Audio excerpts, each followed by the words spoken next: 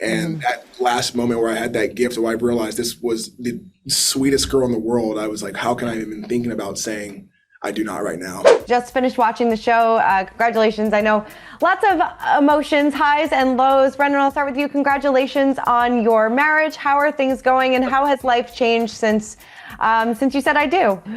Things are great. Things are wonderful. We've been able to finally get the families together for a bunch of different events. We got our dog, or another one, I guess. Life is wonderful. Life is great. Yeah. What's been the biggest challenge you have faced since? Oh gosh.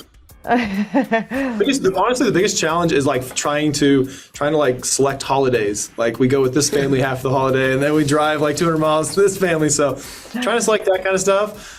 Married life for me is, I don't know if I'm doing it wrong or not, but it's been great. It's been easy.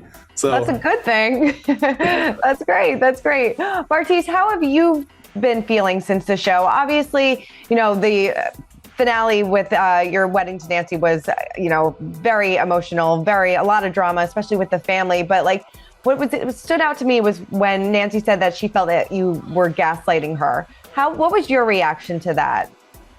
I think Nancy's justified with feeling that way, because you saw my kind of spiral I had after she sent me that gift, because throughout the whole process of after Malibu being in Dallas, and then even until that point, like I could see both answers making sense, the I do, not the I do not. And that last moment where I had that gift, where I realized this was the sweetest girl in the world, I was like, how can I even thinking about saying I do not right now? So that sent me into a spiral, and then that led me into feeling like, oh my God, I need to send her something. So then I sent her that, and then I calmed down from my spiral, and I had to make an informed decision based on not just the last 2 great weeks that we had, but the whole process together. And ultimately that led me to my I do not. Yeah, she said that you made the biggest mistake of your life. And now that you're a few months out of this, do you feel that way? No, I don't feel that way. I think I made the best decision for both of us. Mm-hmm. And what has your relationship been like since the show? Have you guys spoken at all? Are you in communication? No, she made it very clear that on that day, we're not going to continue to date. Like, it's going to be, we're done now. And of course I had to respect that. Like, she said yes forever, and I said no, so she's done. However, we have communicated, and I'll say this, like, our relationship has been not been romantic, but it has still been a roller coaster of, we could be friends, we should not communicate at all, we've gone through being acquaintances, and as it stands right now, I'm single and we are friends.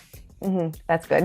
Did you hear from her family at all afterwards? Oh no, no, but I do know that her family is not aware that we are communicating. Okay. What do you think their reaction would be? It would be not, you saw their reaction in the finale. They were in my face, and they would not approve of Nancy and me being friends. Yeah, definitely. But like you said, you're single right now. Are you looking for a relationship at all?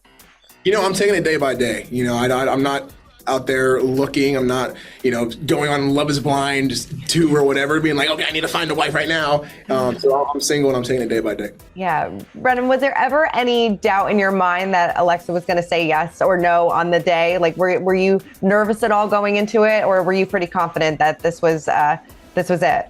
There's always the possibility of someone saying no, right? There's always the possibility of someone changing their mind. So yeah, absolutely, I was nervous because I'm still head over heels in love with her. So that's why it's always like kind of nerve wracking. But I was absolute in the way that I felt, and I can only control the things that I can control, and everything else is kind of out of my hands. So I was hopeful that she'd say yes. I was pretty confident she'd say yes, and thank goodness that she did. Yeah. What, Bartise, besides yourself, what breakup surprised you the most? Oh. So here's the deal.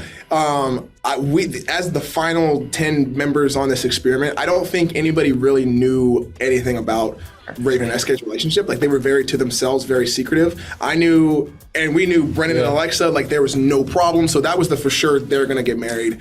Zeynep and Cole probably, I guess, was the most shocking besides mine. I don't know. Yeah. Raven SK's was definitely, to me, is whenever I watched it, because you're right, like, on the show, they're both very, very much themselves. They keep things close to heart. SK is very soft-spoken, a very sweet person. and they're not like out there and in your face, right? So we didn't know much of the details about their relationship, but watching it back, like it like brought me to tears. I'll say this: you asked which of the breakups was most shocking. I say which of the outcomes was most shocking to me. That was Matt and Colleen. Yeah. And because what's not shown on camera is me and Matt developed a serious bromance from Lounge through all the way through the experiment. And this guy was out the door almost every freaking day. And you'll see it one time where I'm like calming him down, and we're both yelling at each other. So that was the last wedding chronologically to happen, and I was shocked, and I was like, oh, they both said yes. And I was in my interview like, what? Yeah, but they're still working now, which is incredible. For more news, content, and exclusive interviews, make sure to hit the sub, like, and bell button down below, and visit usmagazine.com.